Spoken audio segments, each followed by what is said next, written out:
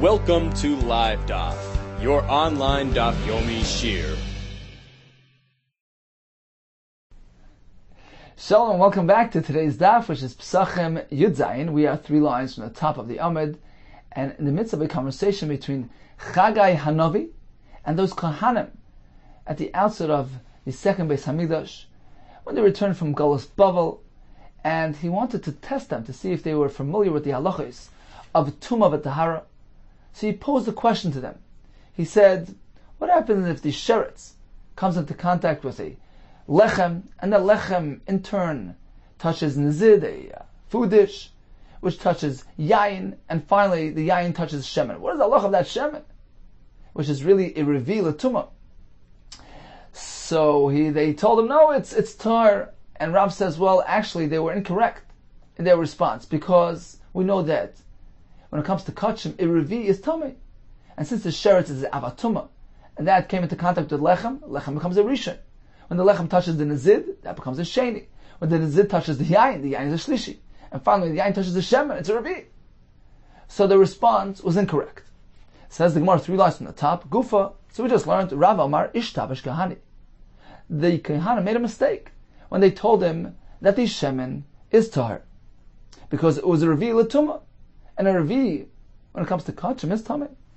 Ushmul Amar lo yishtavish kahani. Actually, the kahanim were correct. There was no mistake in their response. Rav Amar ishtavish kahani. The kahanim were mistaken. Revi b'kodesh bo minayu. Chagai asked them regarding the status of a revi by kodesh. V'amar le tar, and they responded that's tar, which is incorrect. Ushmul Amar lo yishtavish kahani. The kahani did not make any mistake. Why? Chamishi b'kodesh bo minayu. It wasn't a revi that he asked him. It was actually a chamishi, one step further down the line. V'amar le tar, and that's why they said it was tar, and that was a true and correct response, because it only goes up until revi, not a step further. Okay, so according to Rav, we understand, that's why the pasuk says arba. The pasuk lists 4 stages. The sheretz touched the lechem, v'nezid, v'yayin, v'shemen. So went down the line. The tumah began at the sheretz, which was a av, transferred to the lechem, which became a rishon, to the nezid, which became a sheni. The nezid touched the yayin, became a shlishi. The yayin touched the shemen, which was a revi. So according to Rav, it makes sense. There were 4 steps in the sequence. Elo l'shmol chamisha menole. Where does Shmuel find 5 steps in the sequence here? Miksiv v'noga kanfai? Because does the pasuk say that kanfai touched the lechem, which indicates that the sheretz touched the lechem? No. V'noga big kanfai ksiv. What does that mean? B'mash noga b'kanfai. The lechem didn't directly touch the sheretz. It touched something else, which touched the sheretz, which was b'kanfai in the corner of his beged. So there was something in between.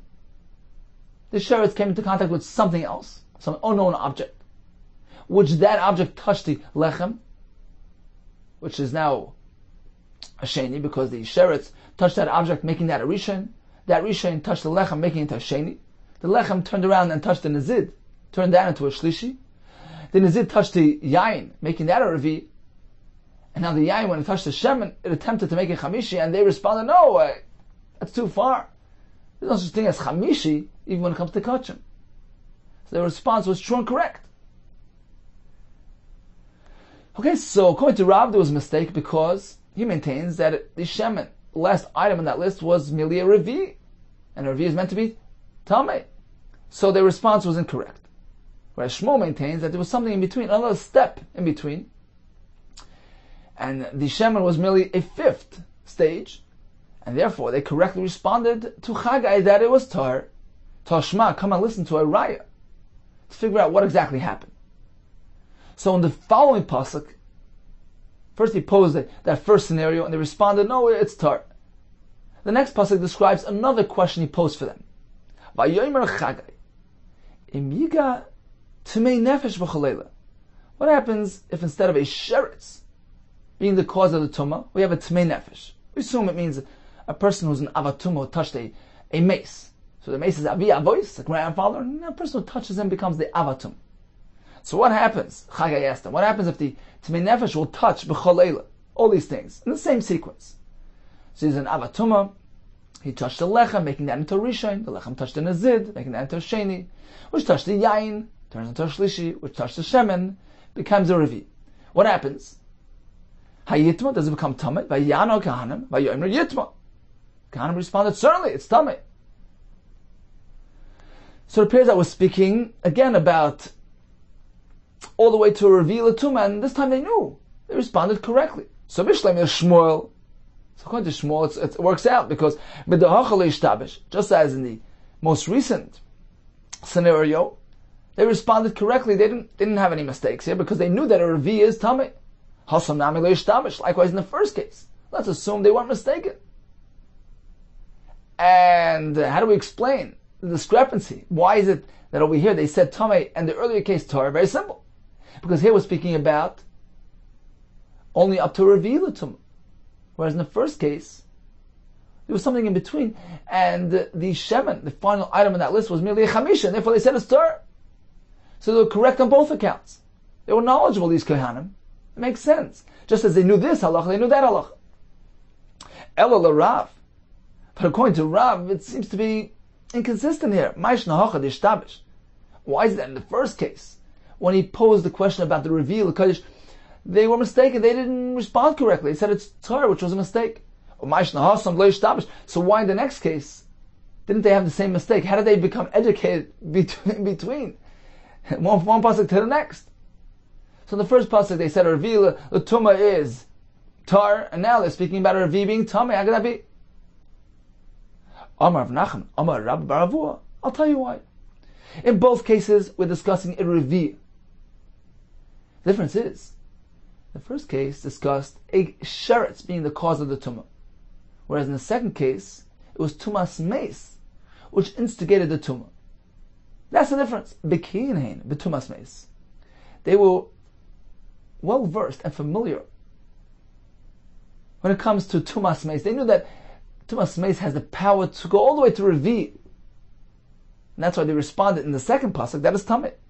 Ve'in bekiin betumas sheretz. However, when it comes to tumah caused by a sheretz, they weren't really familiar with that. They weren't aware of the fact that it can stretch all the way to revi. And therefore, in the first case, which involves sheretz, they responded that the revi is tar. Ravina Amar, Hasam revi, hachashlishi. He said very simple. In the first case, it was a question regarding the shemen, which was a revi, and they weren't really familiar with that halacha. So they responded incorrectly. And the second pasuk was speaking about a shlishi. That the mace itself, when the pasuk says emiga tmei nefesh, it means it's tumas nefesh. The mace itself, which is the aviyah voice hatum, instigated the tumah. So he touched the lechem, making that a av hatumah, right? One step further up, an av hatumah, not a rishon, an av. Now when that lechem touched the nezid became a rishon.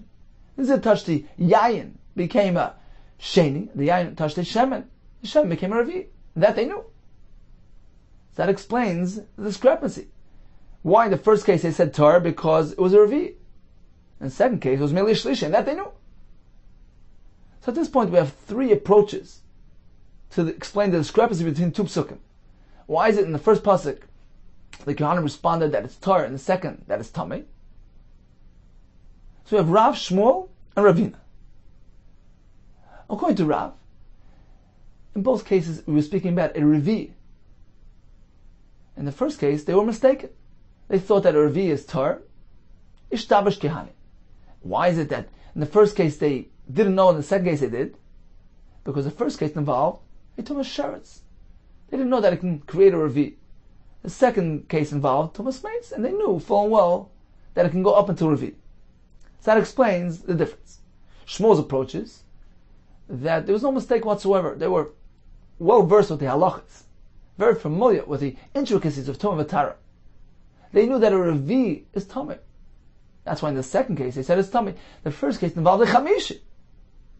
That's why they responded at tar, and they were correct in their response. The third approach is Ravina. That in the first case it involved a revi, and they responded incorrectly that it's tar. Whereas in the second case, it was one step back, one step higher. It was a shlishi, and that they knew. that it is tamei. Toshma, let's bring a raya to figure out what happened. So in the following pasuk, Vayan Chagai Vayomer, he responded, Keino Mazeh v'chein Agoy Hazel Lefanei Nom Hashem v'gomer. And the pasuk continues, V'chein Chol Masi Yedeyim Asher Yakrivu Sham Tamei. So he said, well, everything, this nation is tamei, and everything they do is tamei. Bishleim Rav. So according to Rav, we understand what happened. Hainu Dechsev tamei. You know why he spoke in these terms? Because he saw that they weren't familiar with the halachas, and since they're not knowledgeable, so we have to assume that everything they do is tamei. Because according to Rav, there was a mistake. They were unaware of the halachas. El Lishmo v'kon Tishmo, there was no mistake whatsoever. They were accurate in their response. They were well educated regarding the halachas. Am I tamei? So why are they tamei? It's mu'ikam etam. The pasuk is simply saying it as a question, meaning since we see that they're so well versed and educated, why should they be tamei? Meaning it was actually in a positive context. They're not tamei because they're well versed and educated in the halachas, and everything they do is actually fine. But the pasuk continues that just as they are tamei, everything that they do is tamei. Doesn't seem like it's a question mark or in a positive context whatsoever. So why? Why did he relate to them as tamei, to them and their deeds?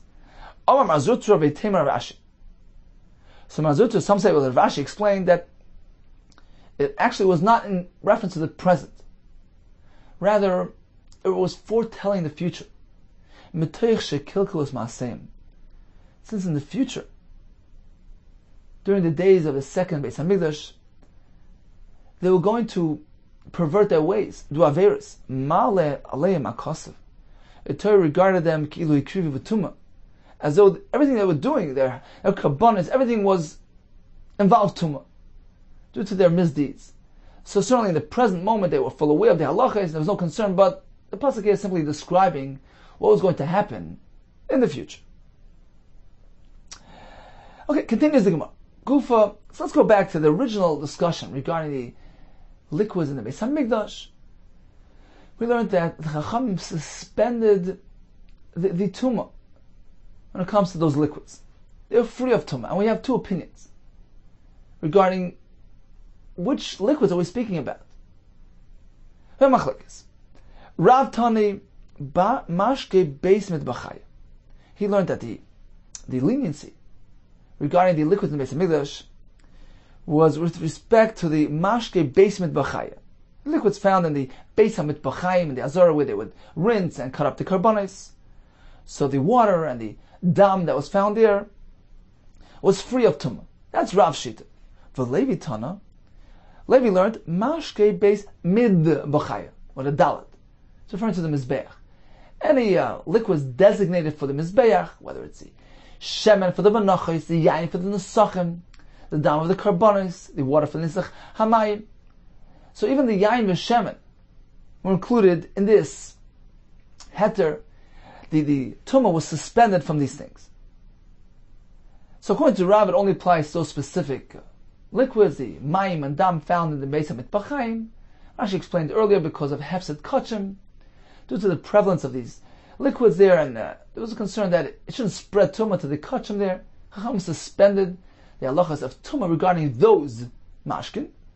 Levi maintains, he has a different approach. He says that the suspension was applied to the liquids appropriated, designated for the mizbeach specifically, for the karbanis.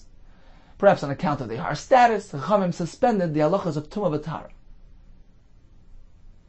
Now, this is one discussion. With regard to what type of liquids was the halacha said. Now, we had another discussion yesterday. To what extent was it said? Rav said, well, it's completely tar. These liquids can't transmit, they can't even accept tumah, they're completely tar. Whereas Shmuel said it's a limited allowance.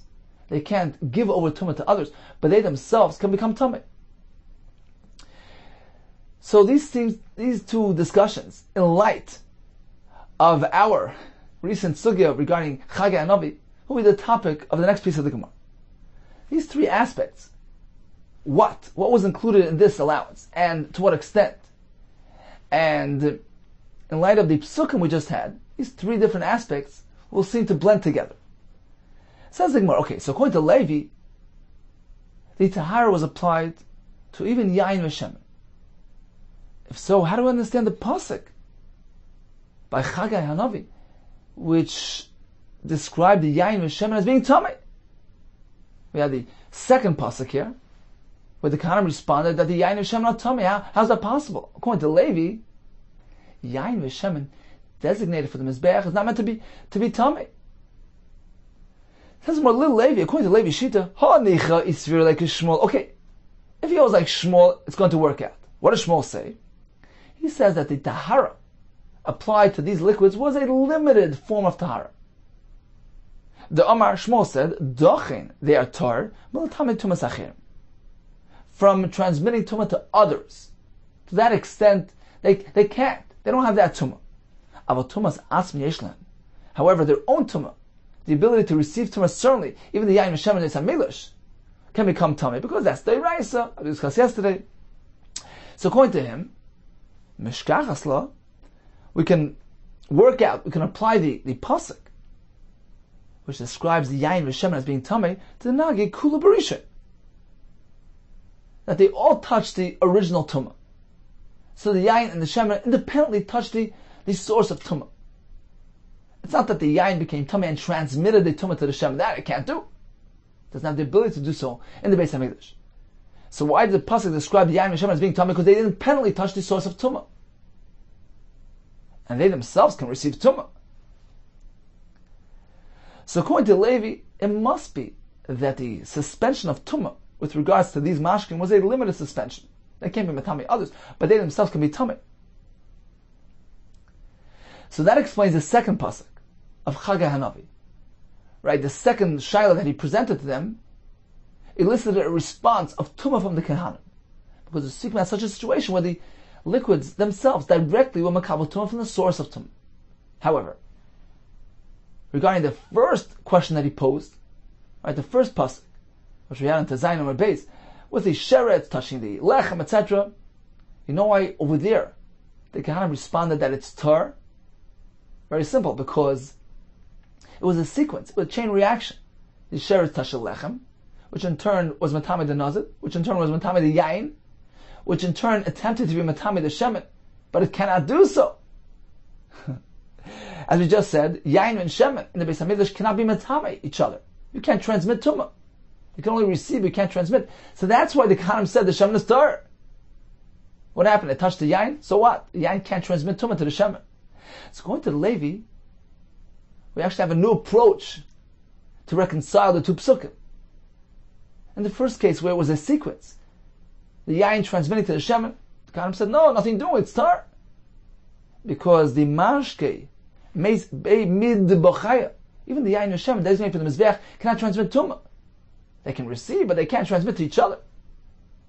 So that's why the shemen, which was the final item on the list, which attempted to receive its tumah from the yain, was tar. And they were correct in their response.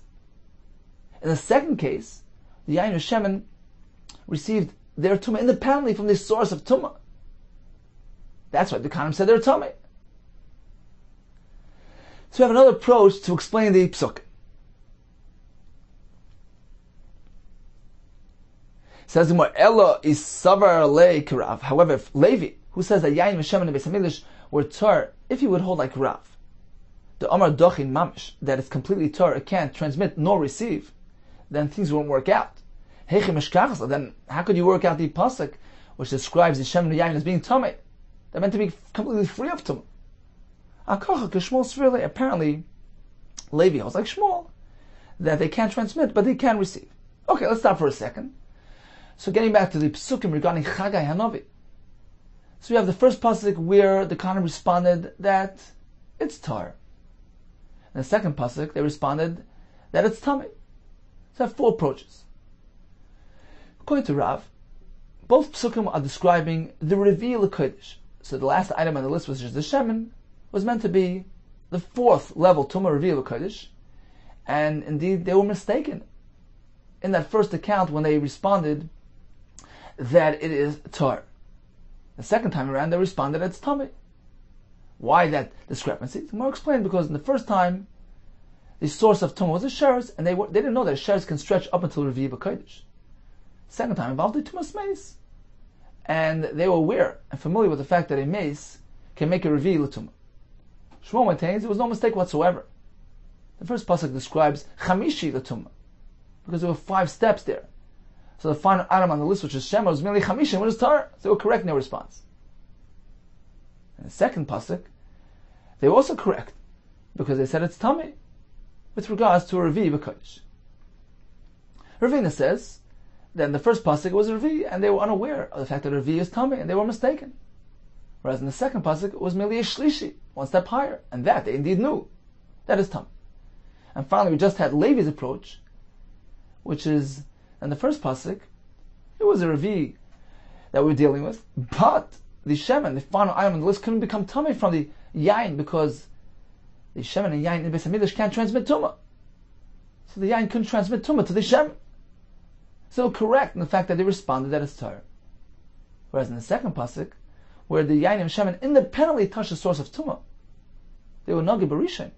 That's why the Kohanim responded correctly that they are tummy. Continues the Gemara with one more aspect regarding this discussion. Uli Shmuel. Let's analyze Shmuel, who says that the liquids in the Beis HaMikdash were free of tumah, but only with respect to transmitting to others. But certainly they themselves can become tummy.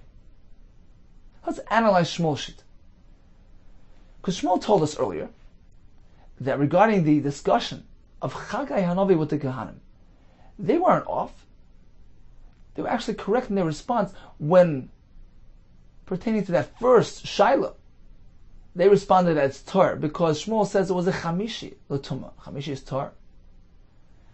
So what does that indicate? That if it would be a Revi'ah, if you wouldn't have the 5 steps there. Suppose the shemen was the last item, the 4th item on the list. Yain being the 3rd, shemen being the 4th and final. And of course, they would have responded correctly that it's tamei. So apparently, according to Shmuel, yain and shemen can be matami each other, even in the Beis HaMikdash. Uli Shmuel. So according to Shmuel, we must say like this: Hanicha is savar l'karav. It works out if he holds like Rav. The tani mashke basement b'chaya. That which mashkin were free of tumah, only the mashke base mit b'chaya. And the base of mit b'chayim, the dam, the mayim. Aval mashke base mid b'chaya achrini. However, the other liquids used for the means beyach, the shemen v'yayin. Nami metamu, certainly. They have tumah. So that explains things. That's why, in the case of the yayin v'shemen in the Beis HaMikdash, the only reason why the shemen was tar because it was a chamishi, but if it would have been a revi or shlishi or sheni, certainly it would be matami each other. Revi who delay of chamishi. Yeah, the revi can't make a chamishi because it's too far gone. Ha shlishi of a revi, but a shlishi can make a revi. Although we're dealing with yayin and shemen in Beis HaMikdash, there's no reason that they can't be matami each other because this freedom of tumah, this halacha that the mashkin Beis HaMikdash is tar only applies to very specific mashkin, the dam, the mayim, the Beis HaMikdash, but not to ordinary yayin v'shemen. So apparently Shmuel will hold like Rav, that the tahara in the Beis HaMikdash doesn't apply to yayin v'shemen. Ele is savalik Levi, but if you would hold like Levi, the Tani who learned mashke Beis mid b'chaya, the Chacham suspended tumah from all those liquids that are intended for the mizbeach, including yain v'shemen, then it won't work out. My area revi l'ovet chamishi. So why does Shmuel say, well, the Kohanim will correct in their response because, the shemen, which is the 5th on the list, can become tummy. Why is it only because the revi can't make a chamishi? I feel a sheni shlishi nami li'avdi. They can't even make a sheni shlishi because the yain, shemen, etc. used for the mizbech can't transmit tumah whatsoever. Al Kocha Krav Srili is pretty clear that Shmuel, regarding this question, holds like Rav. He holds that the tahara only applied to the mashke base mit b'chayim, based on mit b'chayim, the mayim and the dam, but not to the yain v'shem. who have the ability to transmit tumah. And the only reason why it was tur in the case of Chagai was because it was already Chamishi, too far. But had it been a Revi, of course it would be tummy, even though the yain is being matame the shemen. That's okay. Yain and shemen can be matame each other, even in the Beis Hamikdash. Okay, briefly. So regarding this suspension of tumah with respect to liquids in the Beis Hamikdash, we have three approaches. We have Rav, that it applied to the mashke Beis Mitbachaya, Beis HaMitbachaya, where they rinsed and cut apart the karbonos, so the water, the dam found there was completely tar, and indeed Rav says completely tar. It doesn't transmit, nor can it receive. Now the Gemara concluded that apparently Shmuel will hold, in one respect like Rav, that this tahara only applies to the dam and the mayim, and not to the yain v'shemen. Now it so happens that Shmuel holds this suspension of tumah only applied la'achir. It can't transmit tumah to others, but the mashkin themselves can be mekabel tumah. And finally we have Levi Shita, who says that the Chachamim suspended tumah in the Beis Hamikdash with respect to all liquids which were designated for the mizbeach, even yain v'shemen. The Gemara concluded apparently Levi holds that with regards to the extent of that suspension, he holds like Shmuel, that they can't transmit to others, but they themselves can be mekabel tumah. And that explains the two psukim, the two conversations between Chagai and the Kehanim. Whereas in the first case they responded that it's tar, that was because the yain can't be matame the shemen. It can't transmit tumah to the shemen. As opposed to the second time around, in the second conversation, they said the yain v'shemen not tummy because we're speaking that the yain v'shemen received tumah directly from the source. And indeed, although they can't transmit to others, but they can receive tumah, and that's why they were both tummy. Continues the Gemara.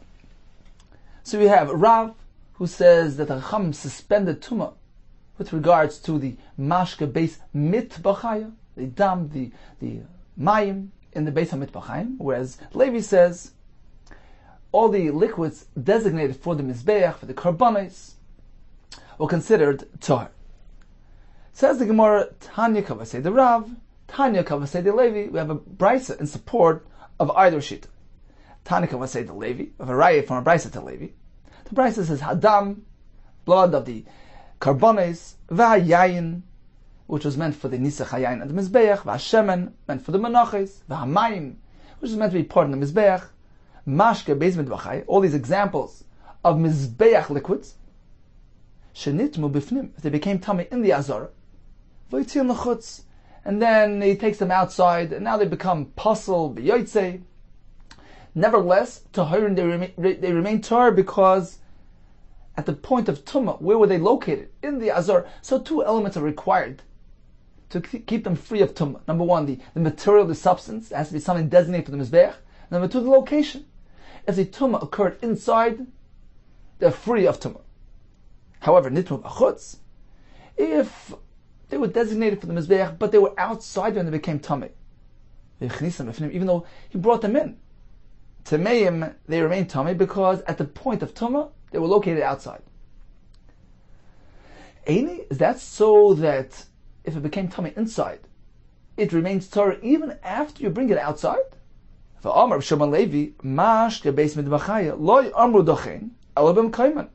regards to these liquids, Chacham only said they are dochen, they are tar, if they are bim kaiman, in their proper location, in the azara. My lav limuti, aren't we coming to exclude this case? Even if they were tummy inside, but then he took them out. Once they're outside, they now get tumah retroactively. Lord, that's not what he's coming to say. Limuti, he was merely coming to exclude nitma b'chutz. They became tummy outside. Even if he brings them in afterwards, they don't lose their tumah status. So it's the point, the location at point of tumah that determines. Says the Gemara. Didn't Rabbi Levi say that they're only tar bim kaiman, which indicates that as long as they're inside they're tar, but once they're taken out, they become tummy? No, this is what he meant to say. The Chacham only applied this tahara. If at the point of tumah they were in their makim nazar, then they are free of tumah. But if they became tummy outside, they become tummy. But certainly, if at the point of tumah they were inside, even if he takes them out, and now they're no longer suitable for the mizbeach, they become puzzle, but they still retain the tahara status. The tumah doesn't jump on suddenly when they come out of the azor. So this is a raya. This brisa is a raya to Levi because we have a list at the beginning of the brisa of all the different liquids designated for the mizbeach which are free from tumah. Tanakh say the Rav. We have a raya from brisa to Rav. Hadam v'amayim mashke beis mitbachai shenitmu. So these liquids which are associated with the beis hamitbachayim, if they became tamei, bein bekalim, bein bekarka, whether they were in kalim or in ground, tahirin, they remain tar. So it's very clear that this halacha applies strictly to those liquids, the dam and the mayim, beis mitbachai liquids. Continues the brayso. Rabbi Shimon Omer, bekalim tmein. If the liquids are found in a kli, then they're tumah, they have tumah. Bekarka tar. However, if the water is found in ground, then it's tar. Why? Explains Rashi, because Rabbi Shimon, you may recall Rabbi Shimon earlier on the Zayin, he held that mashkin have tumah minat Torah. Therefore, Rabbi Shimon says the Chacham could not have suspended the tumah, even with respect to those mashkin in the Beis Hamikdash. Only in one case could they do so. Bekarka. If you have some water in ground, even just a small amount of water, Rashi says, revi saluk. That is considered to be a mikvah. So all the Rashi explains, for a person you need to have 40 sub, but for kalim to be toivel kalim, minat Torah, a revi is sufficient. Now, although the Rabbanan disqualified it, and they didn't consider it to be a mikvah, and since it's not a mikvah, it can be makabel tumah. Right? Only a mikvah can't be makabel tumah, but something which is not a mikvah is makabel tumah, but there's only midrabanan. Minat Torah, even a revius of in-ground water, is deemed to be a mikvah and cannot be makabel tumah. Says Reb Shimon. So only with regards to that type of scenario, water in ground, which minat Torah is tar. So although midrabanan it's still makabel tumah, but they suspended their isser, their tumah, when it came to the Beis Hamikdash. So it's just one specific case that would be free of tumah in the Beis Hamikdash. Okay, continues the Gemara. Amar Papa. Getting back to this concept of the liquids in the Beis Hamikdash being free of tumah, so Papa will present a new angle, which is different than the entire sugya up until now. We work with the assumption that the Chachamim suspended the tumah only in the context of a tumah d'Rabbanan. Yeah, if we're speaking about a tumah d'Rabbanan, they can go ahead and suspend it when it comes to the Beis Hamikdash. Says Rav Papa, Amar Papa, afilu l'man Amar, tumas mashken doiraisa. Even according to the shita that liquids have tumah minat Torah, mashka beis mitbachaya. When it comes to those liquids in the Beis HaMitbachayim, in the Azorah, hilchas ha'gemirla. We learned from Halach l'Moshe Sinai that it was free of tumah. So even if it's a din Torah that it can have tumah, but the Halach l'Moshe Sinai discounts that and tells you not to apply tumah in this scenario. The Gemara will ask two kashas on this. Amalei Rav Huna b'rei Rav Nosson Rav Papa. If that's the case, how are you going to understand Rav Lezer's statement? He said, "Ein tumah l'mashkin kolikar." I hold that tumah doesn't apply to liquids whatsoever. It can't receive, certainly can't transmit. There's no such a thing as tumas mashkin minat Torah. Of course, only the Rabbanan. And he proved it. Teida, I'll prove this to you. Shari Eid Yosef ben Yezer Ish Trader, because Yosef ben Yezer Ish Trader testified. He presented the halacha al mashke beis mitbachai dochin, that all those liquids in the beis mitbachayim are free of tumah. So what does that prove? Apparently, the tumah pertaining to liquids is not minat Torah, because otherwise, how could the Chacham suspend the tumah when it comes to liquids? That was Reb Lezer's statement. Now, according to you, according to Rav Papa, if we learned it from Halach l'Moshe Sinai to discount the tumah in the Beis Hamikdash, how can we learn from there? How can you deduce that? Well, apparently, since they removed the tumah from the mashkin in the Beis Hamikdash, doesn't that prove that mashkin doesn't really have tumah minat Torah? No, not necessarily. It has tumah minat Torah, but there's a special Halach l'Moshe Sinai which discounted tumah in the Beis Hamikdash. That's one kasha of Papa. Another kasha. Amar Ravina Rashi. Rab Shimon the Amar Tumas Mashkin Daraisa. We know that Rab Shimon holds that Mashkin have Tumah Min HaTorah. The Tanya, as we learned in that Brisa yesterday, Rabbi Yosef Shimon Eimer, Lekelim Toherin, Loichlem Tmeim. That not only can Mashkin be Makabel Min HaTorah, can become Tamei Min HaTorah, but they can even transmit to others, to other Eichlim. Lekelim they can't, so if they touch a Kli it's Tar, but to Eichlim, to foodstuffs, they can. V'hacha ka'amar Rab Shimon, and that explains why Rab Shimon over here, just a minute ago, said, Bekelim Tmein, Bekaka Toherin. If the water is found in a Kli, then even in the Beis HaMikdash, it will still associate with Tumah. It won't be free of Tumah because we're dealing with a Tumah not Torah. But Karka Torah, if it's in ground, which is only a D'Rabbanan, so it's Torah in the Beis HaMikdash, you suspended that aspect of the Tumah. Now, V'hilchasa, if you tell me that the halacha, that the liquid in the Beis HaMikdash is free of Tumah, is Min HaTorah, it's halacha Moshe Sinai, V'hilchasa, Mali B'Kelim, Mali B'Karka. What difference does it make if the water is found in a Kli or in a Karka? Even if it's in a Kli, which case it has the concept of Tumah Min HaTorah. But the halacha Moshe Sinai tells us to discount that halacha. There's no Tumah when it comes to the Beis HaMikdash. So why would Reb Shimon differentiate between one or the other?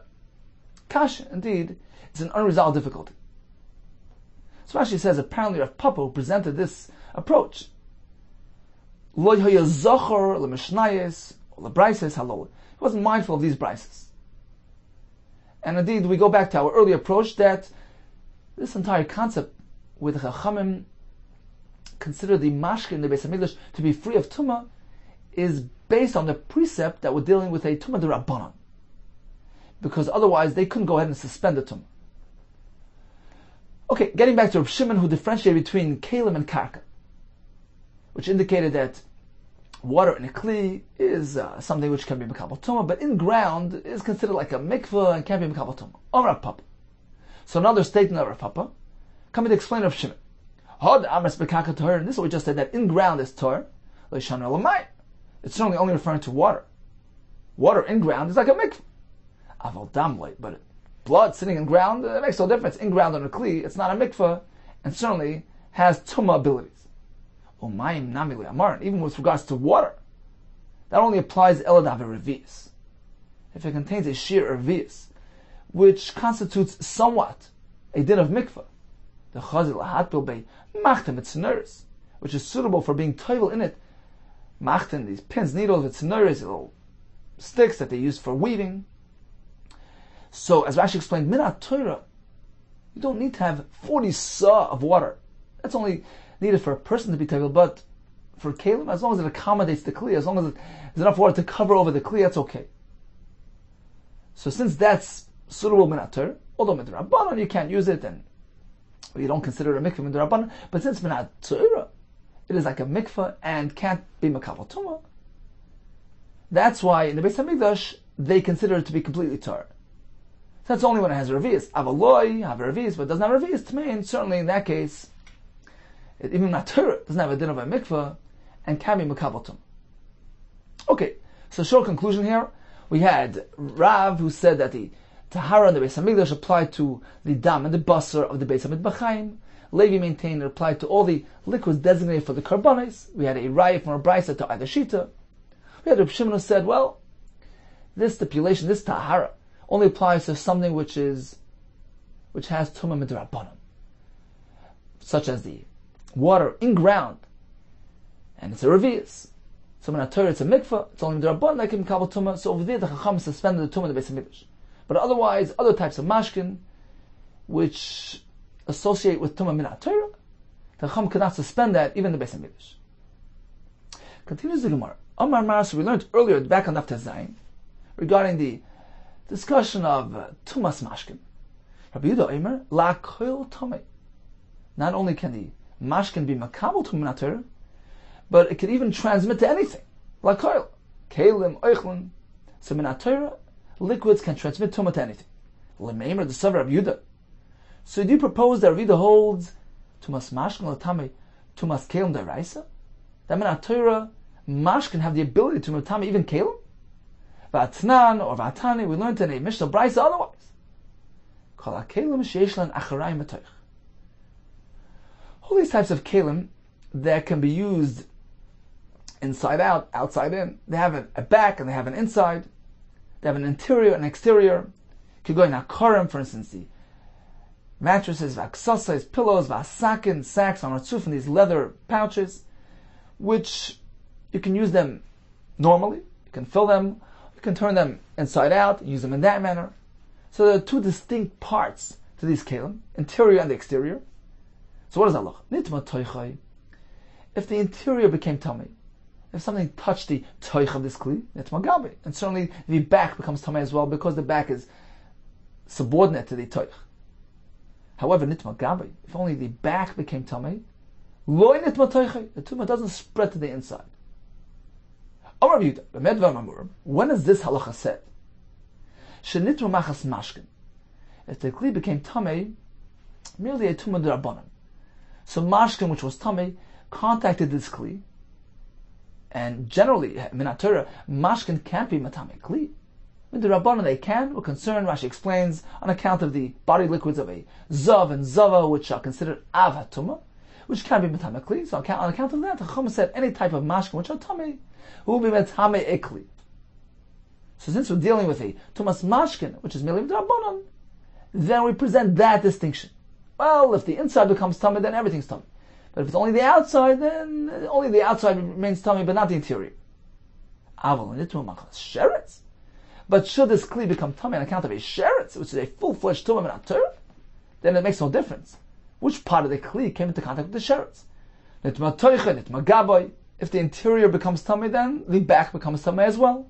If the exterior became tummy, then the interior becomes tummy as well. There's no difference between inside and outside, because we're dealing with a tumah d'oraisa. Now let's analyze. This is Rabbi Yehuda speaking, right? Tumas mashkin. If you maintain that the ability of mashka to be metame, tumas mashkin letame kelim, to metame kelim is d'oraisa. According to Rabbi Yehuda, mashkin can be metame kelim even minat Torah. So why this differentiation between the kli that became tame through mashkin or through a sheretz? They're both minat Torah. Mali nitma machmas mashkin. What difference does it make if the kli became tummy on account of mashkin, which is going to be tummy the kli minat Torah? Mali nitma machmas sheretz. What difference does it make if the source of the tumah is a sheretz? They're both minat Torah. Rabbi Yehuda, Amar Shmuel. Apparently, chaza by Rabbi Yehuda. Rabbi Yehuda reverted. He changed his mind, and you're right. Mashkin doesn't have the ability to metame a kli minat Torah. Rabbi Yehuda, Amar loylam loyada. No, he didn't change his mind. It depends on what type of mashkin. What type of tumah is contained in this mashkin? If this mashkin contains tumah minat Torah, yeah, then it can be matame even a kli. There's no room to differentiate between inside and outside, just like a sheretz. However, if the mashkin contain a weaker form of tumah, a tumah d'rabbanan, then we have the difference between the inside and the outside. This Mishnah is speaking about mashkin which doesn't contain tumah d'oraisa. It became tumah on account of one's hands. Chachamim were masakin that unwashed hands have a din of masheni l'tumah. So the mashkin merely touched this type of tumah, which is the rabbanon, and then went ahead and touched the kli. So it's only a tumah d'rabbanan to begin with. That's why we differentiate between which part of the kli was touched. If it only touches the exterior, then the exterior remains tummy, but not the inside, etc. Because we're speaking about mashkin that only have a tumah d'rabbanan. Mashkin abar machmas sheretz. Rabbi Yehuda, who told us earlier that like koyol tamei mashkin could even tamei kli, was speaking about mashkin which contained tumah d'oraisa. They're coming from a sheretz. So in that case, it's a full-fledged tumah and can be tamei kli minat Torah. Says Mar Yehuda, if that's the case, adatone. So why does the Mishnah is looking to find a difference, to present a difference between a tumah d'oraisa and tumah d'rabbanan, right? So if it's a tumah d'rabbanan and it touched the outside, then only the outside remains tummy, not the inside. If it's tumah d'oraisa, then like a sheretz, then even if it touched the outside, then everything becomes tummy. Adatoni b'medva mamur. So rather than say, when does this apply? When does this distinction between exterior and interior apply? Shin is machas mashkin, only when the kli became tummy on account of mashkin.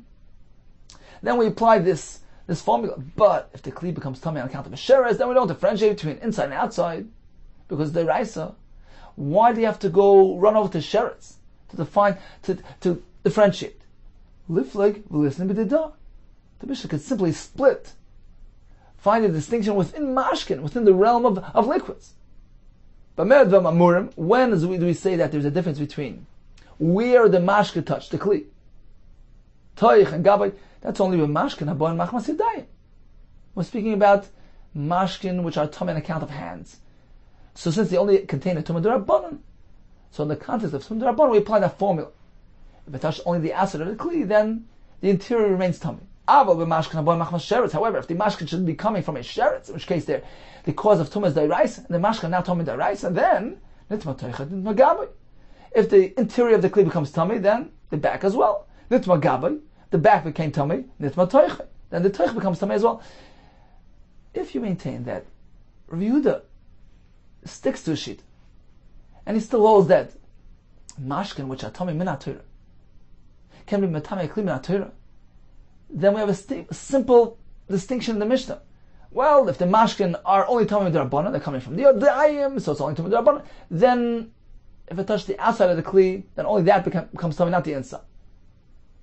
But if the mashkin are tummy min ha'torah, they're coming from a sheretz, then there's no differentiation between inside and outside. Why can't the Mishnah simply state that as a formula, rather than running over to sheretz to find an example of a tummy min ha'torah? Elachavarta. Apparently the correct approach is Kedeshana Mikara, as we learned earlier. The first answer of the Gemara, Chazaber of Yehuda, indeed, Rav Yehuda reverted. He changed his mind. And he holds that mashkin, even if they're tamei min ha'torah, touch the sheretz, they don't have the ability to metame kli min ha'torah, and that's why the Mishnah, when the Mishnah was looking for an example of tuma min ha'torah to a kli, had to go find an example from a sheretz, because mashkin indeed doesn't have the ability to metame kli min ha'torah. Okay, time for a brief review of today's daf. We began with two discussions that Chagai Hanavi had with the Kehanim. He wanted to test their familiarity with the halachas of a tumah tahara. So in the first question he posed, it described a sheretz which touched lechem, which touched a nazid, which touched yain, which went to shemen. They wanted to know what is the halach of that shemen. They responded, it's tar. The second time around, he asked them a very similar question regarding tumas mates, and this time they said it's tummy. How do we understand this discrepancy? We have four approaches. Rav maintains that both discussions revolved around a revealed tumah. The first time around they said it's tar, and they were mistaken. The second time around they said it's tummy, and they were correct in their response. Now what happened in between? So the Gemara says because the first time it involved these sheretz, in which case they didn't know that a sheretz can actually reach up until revi l'tumah. The second time it involved tumas mace, and they were aware of the fact that a mace can create and generate a revi l'tumah. Shmuel maintains there was no mistake whatsoever. The first conversation involved a chamish l'tumah, which indeed is tar. The second time around it involved the revi l'tumah, and that's why they responded correctly, that is tummy. Ravina maintains that they were mistaken. The first time around it involved a revi, and they incorrectly responded that it's tar. However, the second time it was a shlishi l'tumah. This time they knew that it's tummy. Levi learns that there was no mistake whatsoever, because the first time it involved a revi, but it involved yain and shemen in the Beis HaMikdash, designated from the Mizbeach, and yain can't transmit tumah to the shemen. And therefore, that revi was not really revi, the shemen was really tar. Whereas in the second conversation, the yain and shemen independently came into contact with the source of tumah, and they can receive tumah, even in the Beis HaMikdash, and that's why they kind of responded they were tumah. We learned that the Chacham suspended tumah with respect to liquids in the Beis HaMikdash. We have two opinions. Rav says, mashkei beis mitbachai dochin. So the liquids found in the Beis HaMitbachayim, for the sake of the rinsing and the cutting the karbanis, so the blood, the water there was tar. Levi maintains mashkei beis midbachai adalit, designated for the mizbeach, for the karbanis, the yain, the shemen, etc., which is part of the mizbeach procedure, that was free of tumah. Now, to what extent was it free of tumah? We have another machlekes. Rav says dochin mamish, completely free of tumah. It can't transmit, it can't even accept tumah. Shmuel says it cannot transmit, but they can still accept tumah. Reb Shimon told us that in one specific case, they suspended the tumah because it only entailed the Issa D'Rabbanan, a tumah D'Rabbanan, which was the revius, mayim, in ground. Otherwise, the other things could not have been tar because they involve a tumah D'Orais. And we concluded to review the Shita. Whereas in the Brisa he says that mashkin can not only become tameh, it can even be metameh. Even kalim. We prove from another Brisa that Rabbi Yehuda indeed was chazabai. He changed his mind and concluded that no, mashkin cannot be metameh kalim minatir.